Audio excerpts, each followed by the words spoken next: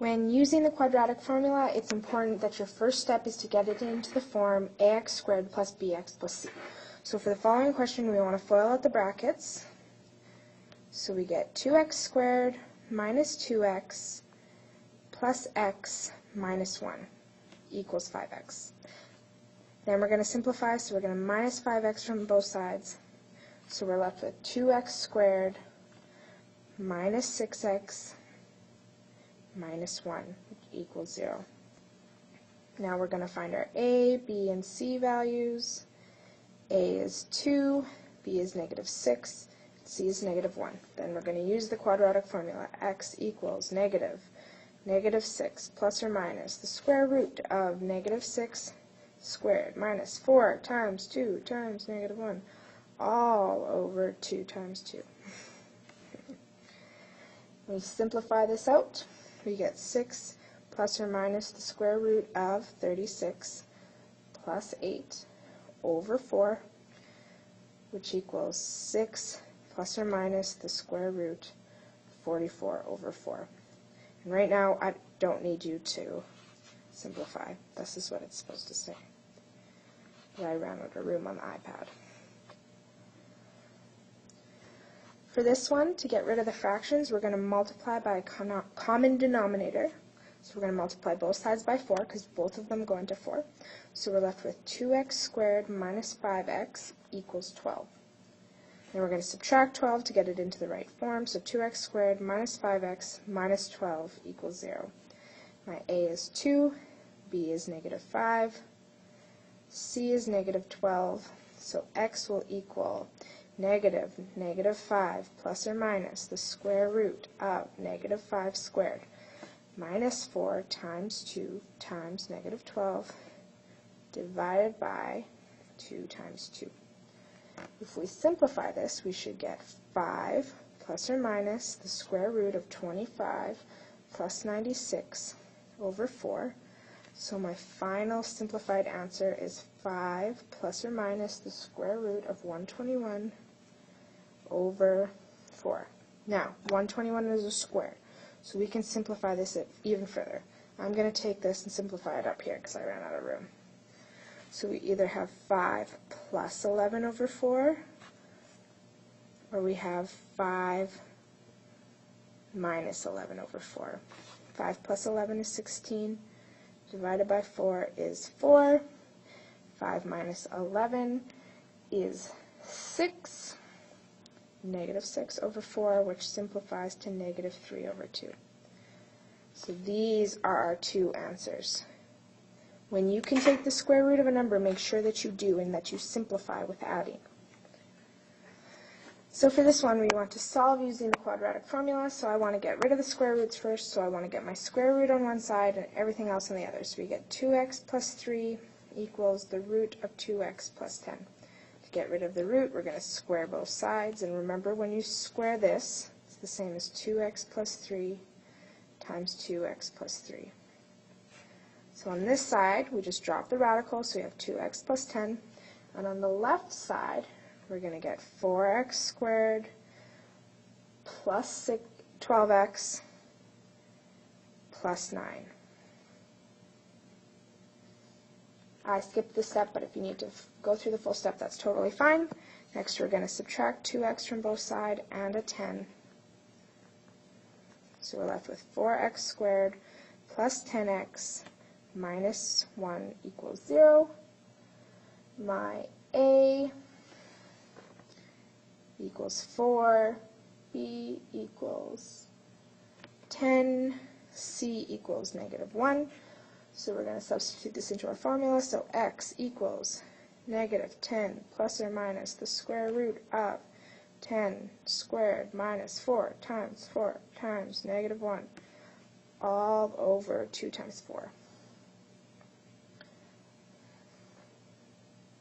Simplify it down. We have negative 10 plus or minus, and what you should get underneath the root is 116.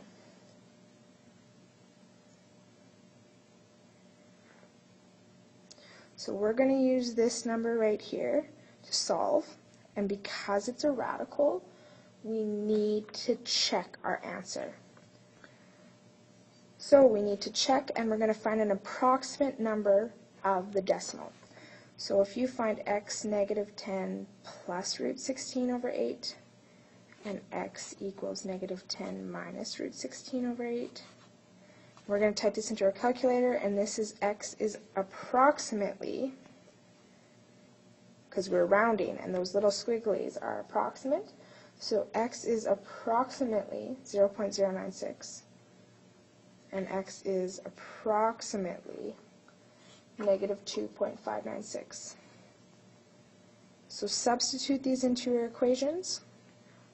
If you substitute 2 times into the original, your left side, you should get 0.192, and on your right side, you should get 0.192. So when you multiply 0.096 in for x. So we know this side works.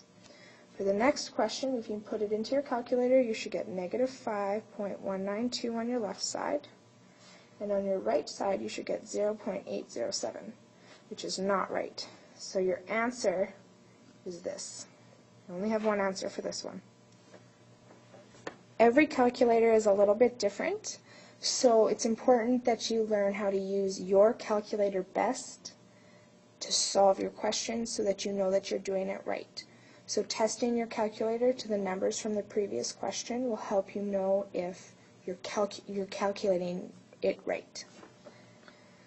For the last question, a surface area A of a cone with a radius r and a slant s is given by the formula A equals pi rs plus pi r squared. A cone has a surface area of 300 centimeters squared, so A equals 300 centimeters squared, and a slant height, so that's our s, of 15 centimeters. What is the radius of the cone to the nearest hundredth of a centimeter? So we're going to substitute these into our question. So we have 300 equals pi r times 15 plus pi r squared. We're just going to leave our pi's. So if we simplify this down and we want to move everything to the same side, we should get 0 equals pi r squared plus 15 pi r minus 300. Now we're going to use the quadratic equation. So A equals pi, B equals 15 pi, and C equals negative 300. So x equals negative 15 pi plus or minus the square root of 15 pi squared minus 4 times pi times negative 300 all over 2 times pi. If we simplify this down, we should get negative 15 pi plus or minus 225 pi squared plus, or minus, no plus, 1200 pi, all divided by 2 pi. Now, because we are looking for our r that works, we need to test both of our answers. So if we do negative 15 pi plus the root of 225 pi squared plus 1200 pi divided by 2 pi, I want it all to be typed into the calculator. So use your pi button, don't do 3.14. If you do your plus version, you should get, this should say r. R is going to equal to 4.8183.